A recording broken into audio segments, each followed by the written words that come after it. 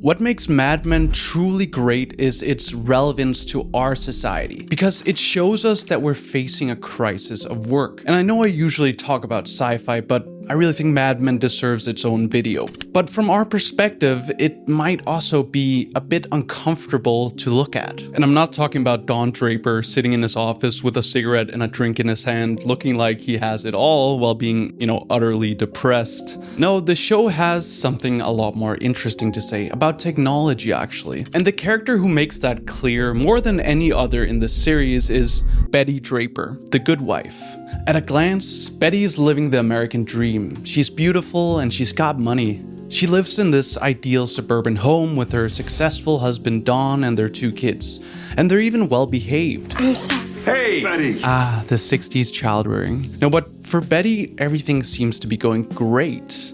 But as you know, if you've seen Mad Men, this isn't the kind of show to idealize anything. This image of Betty as, the happy housewife, well, we pretty quickly find out that it's just a facade. And we see that after she sent the kids to school and after Don's gone to work, or whatever else he's up to. When she sits at home, just her, all alone in her big empty house, Betty is actually really lonely, and she's pretty unhappy. But what's so interesting about it in terms of our world is that I think we all carry around a little piece of Betty with us today.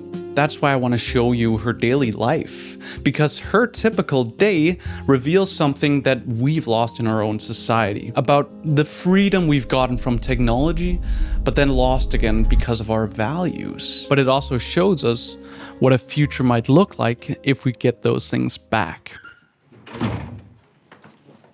There's no one episode that really follows Betty from morning till evening, so I've taken scenes from different episodes to kind of map out what her typical day would look like. So as you'd expect from the typical housewife in the 60s, Betty wakes up before anyone else. Let's say on this day she's already gone out and done the grocery shopping the day before, so she gets breakfast ready. When everyone's up, they eat together, hopefully, if Dawn's around, and then Dawn goes to work, and the kids go to school. Then she has a bit of a break if she doesn't have to shop again. And maybe she has a friend over, they talk about their families, and maybe they gossip a bit about the neighbors, smoke some cigarettes. Okay, a lot of cigarettes. And on some days, she also has the time to go out and ride her horse. That's actually pretty normal because the family has a nanny that works for them at home. But Betty still feels the responsibility to make everything nice, or should I say perfect, the way it's supposed to be. So eventually she gets back to her chores. She does the dishes, cleans the house, and does the laundry. Typical housework. And when she's finished, it's time for her to cook dinner for when everyone comes home. On a good day, they eat together and, Dawn says more than 2 words. And the kids want the food that she makes and don't complain about it. On a bad day, yeah. But after that, after she's also done the dishes for dinner, it's bedtime. So she tugs in the kids and tells them a bedtime story. And finally, she has a bit of time again. If Dawn hasn't come home yet, which is pretty usual, she'll sit and watch TV to recharge. But if he is home, they usually go to bed together, and more than likely they have sex. And that's pretty much it. Okay, great. Why did I just go into so much detail about her day-to-day life? Well, I'm not bringing it up to feel sorry for her. I'm bringing it up to theorize it like any proper YouTube video essayist would. No, but in all seriousness, the work Betty's done today is tied to what scholars call social reproduction theory. And it's something that's actually really interesting to think about more deeply, especially now. It even changed the way I think about cleaning and all these unpaid but also really necessary things that we do to get ourselves ready for work. So what Betty's done here is called social reproduction work. And it's called that because it's the work that makes other work possible. It reproduces work. And specifically, it reproduces paid work. Paid work like Don's job at his ad agency. Like Betty cooks and feeds Don, and they go to bed together so that he's nourished and spirited enough to go to his office. But it's not only Dawn, it's the kids too. She has to get them ready. So they're, all set to go to school. Because as we all know, school's also about getting us ready to one day become productive workers in our society. So Betty cleans the house, does the laundry, and nurtures her kids So they all get to relax in a clean and stimulating environment when they come home, so they can recharge for the next day. Essentially, her work produces Dawn's work. That's why it's called reproduction. Okay, well, that is a very complicated way to think about taking care of other people. Well, what's really weird about this is that even though her work has been like super necessary for our society to run like it does, and still is, we don't really value it in the traditional sense. And if it's not obvious by now, that's because, at least since the Industrial Revolution, it's mostly, and in almost all cases, been unpaid work. That means the things that Betty does, the things that allow for a modern society to function, aren't included in the measure of GDP. And that's the thing we base our, economic well-being on and our economic growth on, right? And fair enough, because it is hard to put a price tag on, doing the dishes at home. But of course, there is value in this kind of care work, just not, what we call economic value. But in our current economic system, that is quite literally how we put value on things, by measuring its effect on GDP. But so you can see the problem here. Because what we value is based on GDP, well then GDP, or economic growth, also dictate how we decide on what's best for our society. And that really sucks for Betty, because her work is then seen as this not very valuable thing, even though it's literally necessary to produce the things that go into GDP, to produce the worker, or, should I say, the right kind of worker. Like, check out this stat. If women's unpaid social reproductive work were given a monetary value, right? It would actually exceed up to 40% of the GDP in some countries, based on a recent report from the International Labour Organization, or the ILO. But also, I don't want to totally paint the picture of Betty as this subjugated person who does shitty jobs all day, every day. I'm sure Betty does feel some satisfaction when she cleans and stuff. Just like, I feel good when I clean my apartment. It's cathartic, right? Well, in my experience, to get something clean or, to fix something or whatever. But I think it's also fair to say that as humans, we also need more than doing just that all day. That's also why one of the great things that came out of the women's liberation movement is how women could join the workforce and, maybe actualize themselves a little more.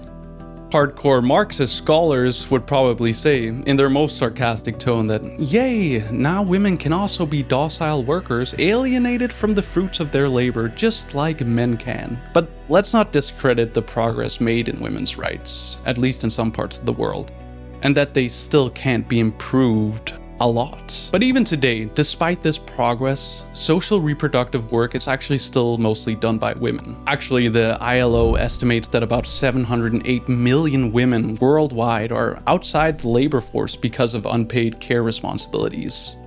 And so, for someone like Betty, who does it all day, every day, I think it's fair to say that this social reproductive work isn't really all that intellectually stimulating. And here's where we get to our society today. Because in our society, social reproduction has become even more individualized and isolated, and it's even become a commodity.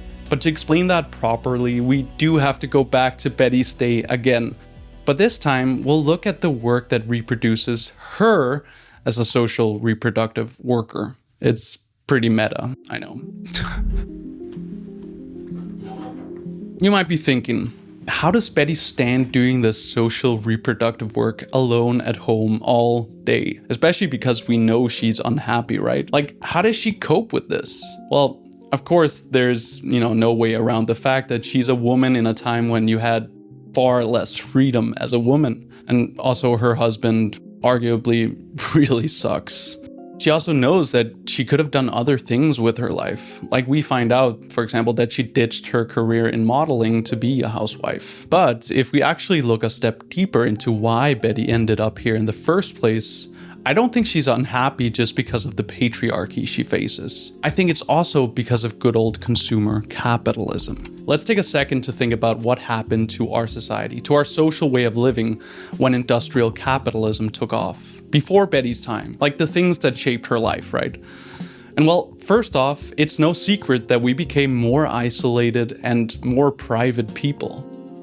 But that's kind of weird when we think about it, right? Because at the same time, our populations grew and our cities grew. We suddenly had a lot more people around us, and we were closer to each other, like physically, than ever before.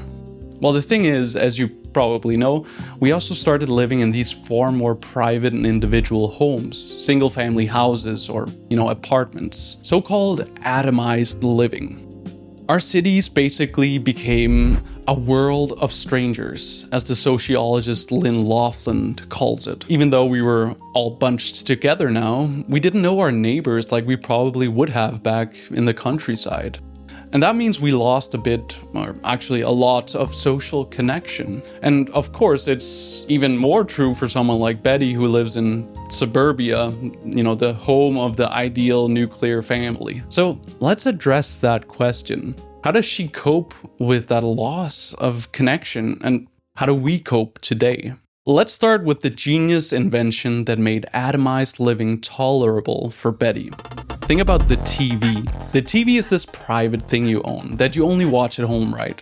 And almost everyone used to own one, or even more than one. But even though it's this secluded activity that we do at home, it also connects us with people's lives outside of our home. So when it became an affordable, commodity we could buy back in the 50s and 60s, for Betty, the world outside suddenly became available in her private and domestic space. And in a way that the radio could never really do to that same extent. Public activities, events, and ideas, and all that sort of stuff. Well, now Betty has access to them from her living room. And it is a bit of a paradox, really, because Betty's still isolated, like quite literally, but at the same time, she's also connected. And that connection, however valuable you actually think it is, well, history has shown that it's at least good enough to substitute for her to live the way she does, for her to cope with her loneliness. Basically, the TV is her vice. But of course, it also comes with a catch. Because it means that her identity as a citizen and her connection to the outside world is kind of filtered through the lens of the TV. And it's a one-sided connection. And what's worse is that it's a very carefully controlled and regulated connection. What I mean is that the stuff she sees on TV is curated by other people. By people who want to sell things. That's partly also why the TV became a commodity in the first place. It was like a new way to get people to watch ads and to buy stuff. Like the actual entertainment on TV was pretty much just meant to serve the advertisers and not the other way around. So you could probably see the problem here. The problem is that the TV then gives the producers the power to shape how Betty sees the world. And that right there is also why Mad Men is so brilliant. Because from Dawn's perspective, we actually get to see a glimpse into that utterly and morally corrupt world of those producers. The people who are selling a vision of the good life to Betty, which, all happen to be different versions of buying whatever product they're selling. Like all the stuff Betty wants. Washing machines, cigarettes, or whatever else Dawn promotes as the thing to have if you want to be a good housewife. And if we think about the TV like that, it's also the device that reproduces her as a social reproductive worker. Not only does it chill her out mentally after a long day and helps her get ready for the next day of housework, it also creates the very idea of what that life should look like. It really was a very brilliant invention for consumerism. Like, check this out. This is a real ad that Betty might have seen on TV on those lonely nights. An ad that Dawn might have worked on. Like so many people these days, we live in the suburbs, and Dave needs the car every day for business. When he was gone, I was practically a prisoner in my own home. I couldn't get out to see my friends, couldn't take part in PTA activities. I couldn't even shop when I wanted to. I had to wait till Thursday night after Dave brought the car home. But that's all changed now. 3 weeks ago, we bought another Ford. Oh, how great life would be if I only had 2 Fords. No, but for someone like Betty that's watching this on TV, well, she's being shown how much better her life would be like with 2 Fords and not just one. And I think it's quite telling. Because all the way back in 1929, the director of the General Motors Research Lab, you know, that other huge car company, literally wrote that the point of business must be the organized creation of dissatisfaction. Okay, sure, that is a very telling quote, but what does it really have to do with us today? Because of course, the TV, you know, it's not really that big of a thing anymore. But you probably know that we have something that's even more popular than the TV ever was, that also aims to create this organized dissatisfaction. I'm thinking about the smartphone, of course. Now, is using your phone bad? Well, sure, from like a mental health perspective, we all kind of know that endless scrolling and phone addiction isn't great, but that's not what I want to look at. I want to look at why it's bad for us as workers in our society and why exactly our society values us less and less because of the phone. I also just want to say that the videos I make usually take hundreds of hours to research, write, and edit, and I really love doing it. But to continue doing this, it also really helps me out with the, mighty Lord algorithm if you like the video and subscribe to the channel if you're enjoying it, like more than you'd think. All right, that's it. Thank you, and back to it. I don't know about you, but when I leave my apartment and I forget my phone, I tend to feel uneasy. Like, what if someone texts me about something important? Or what if I miss out on some hangout? Or what if I need directions? And when I do bring it, I feel more calm. Like, things are in order. I can get in touch with people if I need to. I can take a photo of that I'll never look at again, probably. And I can even look at my phone when I'm feeling, a bit out of place, to take my mind off things. Now, to be honest, I don't like these facts at all. But the truth of the matter is that the phone eases my mind.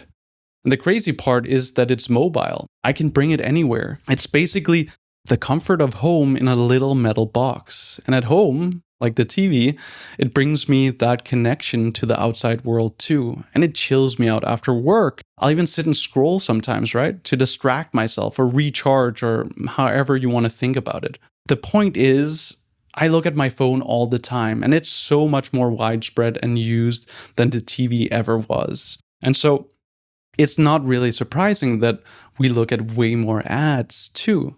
Some estimates say that we even look at over 6,000 ads every day. And they're also more effective than before because now we have specifically targeted ads tailored directly at us by AI algorithms. Like when I'm hungry and tired after work, I'll probably see an ad like this. Just wondering if you could squeeze this in. I'm sorry, we're book salad. Hi, guys. What? Oh, I think I can help. but you can get us in? No. But I can't let you in on a little secret. Oh, you could have skipped all of this. But it's our anniversary. Oh, please. I skip my anniversary all the time. Ooh, Vince. Hey, it's Dawn doing an ad in real life. No, but this is honestly such a weird ad too. Like, what is the message here? Don't go out to, the nice restaurant to have a good time celebrating your anniversary. Just order in. But if I don't analyze it, if I'm hungry, right, which is likely, considering how much the algorithm knows about me, all I'll see is that I can skip the cooking and the dishes. The point is, just like Betty was sold the life of a housewife, we're also being sold a lifestyle. But it's a life of convenience. And why do we need that convenience? Well, because we spend half of our time and most of our energy working. And this is where we get to the tragic way we do social reproduction today. So in the last 10 to 15 years, there's been a lot more scholarship around social reproduction theory. And I think it's quite telling why. I think it's because we're becoming more aware of the importance of work like child rearing, teaching, or elder care. Like nowadays, the stuff that's often called care work. And I know some of these jobs, like nursing, for example, are actually paid. But even so, there's no question that they're undervalued. I mean, considering how absolutely vital nursing is for allowing other more so-called valued work to take place, and even for society to run like it does, we always seem to have a lack of nurses, right? And so I think a lot more scholars are suddenly paying attention to social reproduction, and it's becoming super clear how important it is for our society, exactly because we're losing touch with it like never before.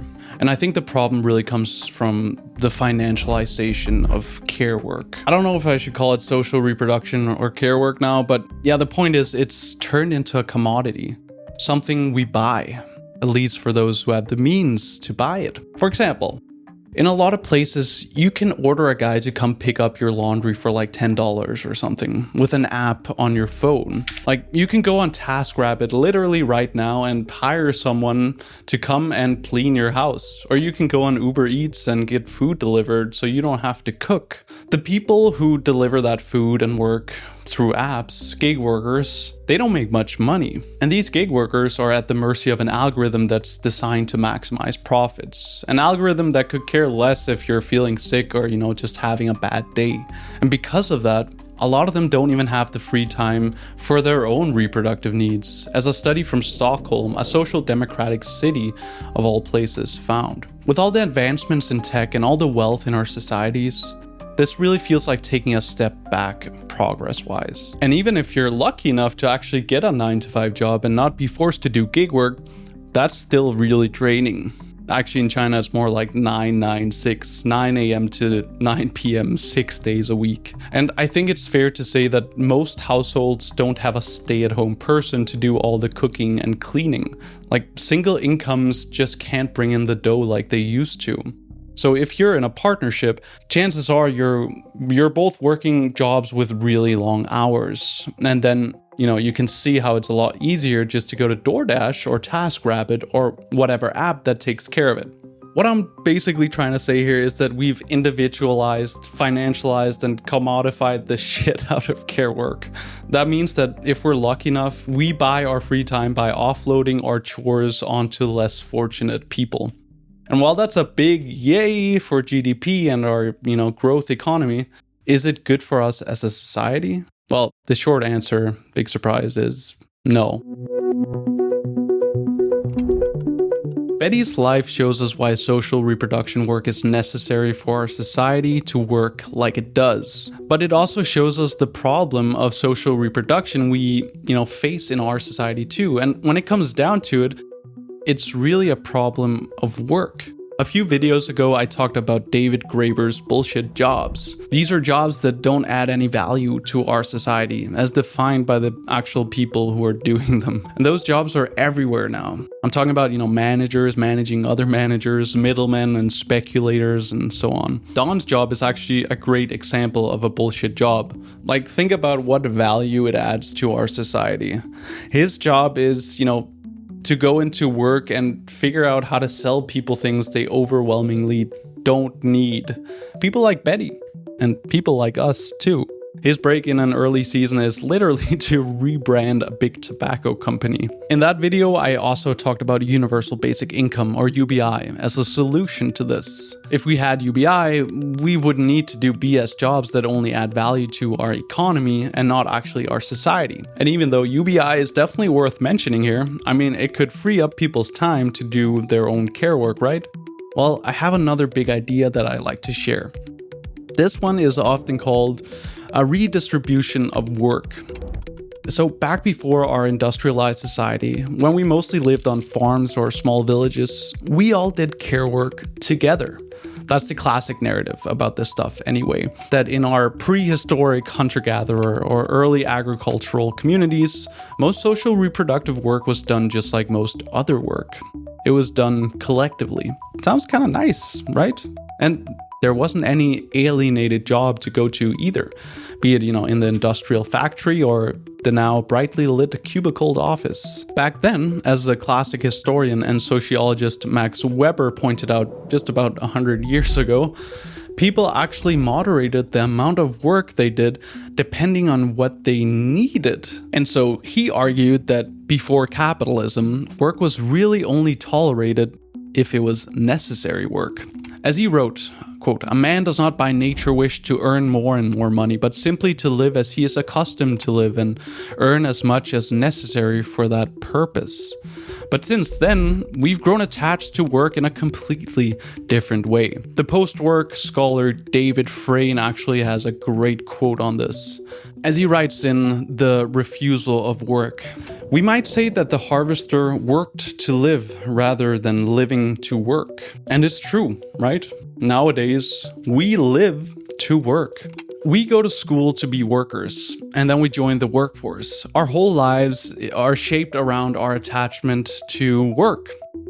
Like, just think about what happens when we don't work. We call ourselves unemployed, and our mission in life becomes to find a job. Even when we've gotten some new technology in society that improves productivity and replaces workers, well, instead of taking that free time we just got as a win, we just end up creating new types of jobs. Because by God, we want to drive down the unemployment rate. But nowadays, that often means getting people into like really unproductive jobs or even environmentally destructive jobs, soulless jobs, bullshit jobs. The philosopher Hannah Arendt has a great quote on this. She says that we're trapped in a society of laborers without labor, where our biggest problem isn't being exploited as a worker. No, the biggest problem is that we're missing opportunities to be sufficiently and dependably exploited.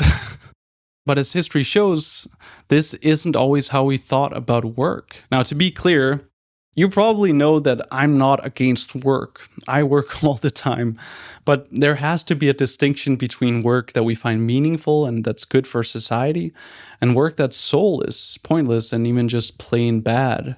I think Betty's work is good work. Like, pretty much no matter the circumstances.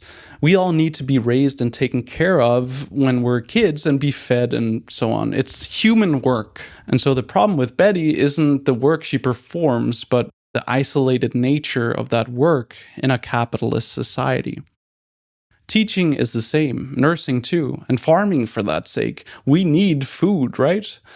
Now, I also think it's fair to say that not everyone wants to be a teacher or a nurse or a farmer. And that's a fair critique. I don't personally want to be a farmer. But honestly, a big reason why is that I know farming is super strenuous and toilsome work. And that's where we get back to the redistribution of work. What has your experience been working at this farm? The work it's so fun. Like coming from school where I just like sit and study all day. Mm-hmm. It's like a big change and I love it.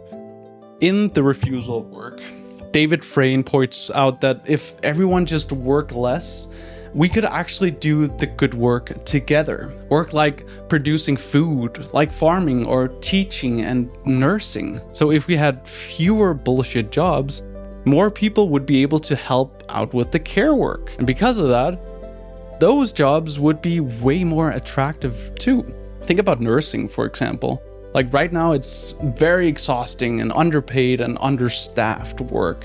But if being a nurse meant working fewer hours with better pay and being part of a bigger team that shared that responsibility, kind of the opposite of what Betty is doing, being stuck at home raising the kids, then suddenly it's not this tough job that nobody wants to do anymore. It becomes meaningful work that we might actually want to do together.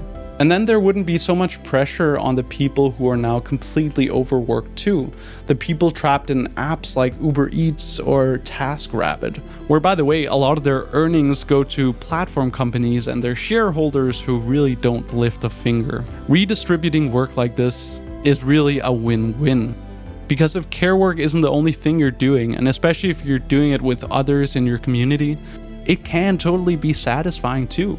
Instead of working a BS office job for the sake of the economy, then we would also actually see how the work we do affects the world we live in too, like right in front of us. I think that's also why we're seeing so many people, longing for a return to something more simple, whether it's moving to a small farm or, just wanting to slow down. And I'm not saying we should toss out all the progress of modern life, by the way. Of course not. Technology has made a lot of things easier. I'm pretty happy that we don't have to slam our laundry against rocks. But watching Mad Men made me think about the humanity we've also lost because of technology and our culture around work. The atomization of our lives with the loneliness and alienation and anxiety that has followed. With the coming promises of automation, I think it's about time to rethink what it means to have a good job, so that instead of us serving the economy begins to serve us. Now, if you're interested in this topic, seriously, go read The Refusal of Work. It's one of those books that really blows your mind in terms of how we've set up society. And if you want to help me continue to make more videos like this, the best way by far is to support me on Patreon. You can also find the podcast versions of my video there. And thanks so much to Flaky for being a sponsor and Helen Ma for being a listener. And of course, thank you so much to all my supporters there too. Now, if you want a glimpse into what a post-work future might actually look like, check out the other video I talked about before right here. Thanks for watching.